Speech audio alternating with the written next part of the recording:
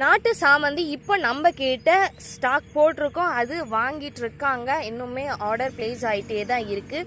2 colour இருக்குது. நாத்துக்கள் தான், plant கிடையாது. நாத்துக்கள் என்னென்ன கலர்னு பார்த்தீங்கன்னா purple colour and violet and red colour. இது 2 கலருமே ஆர்டர் பிளேஸ் பண்ணிட்டு இருக்காங்க. ஒரு நாற்று உங்களுக்கு 5 ரூபாய்க்கு நம்ம தந்துட்டு இருக்கோம்.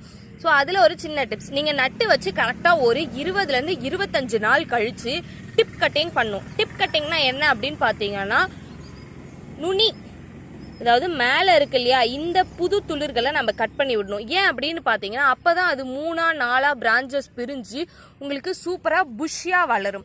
நீங்கள் ஒரு தொட்டியில் 2 அல்லது 3 நாற்றுக்கள் நட்டுக்கலாம். ஒரு 6 இன்ச் பாட்டாக இருந்துச்சுன்னா.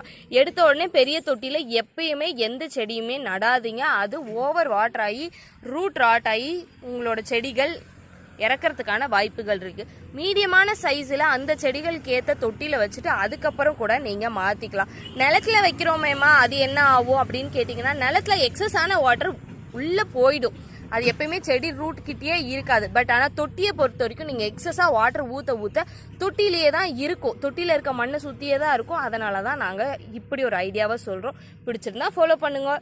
இல்லாட்டி உங்களுக்கு என்ன டிப்ஸ் தெரியுமோ கண்டிப்பாக கமெண்ட் பண்ணுங்கள். அதை பார்த்துட்டு நாங்களும் தெரிஞ்சுக்கிறோம்.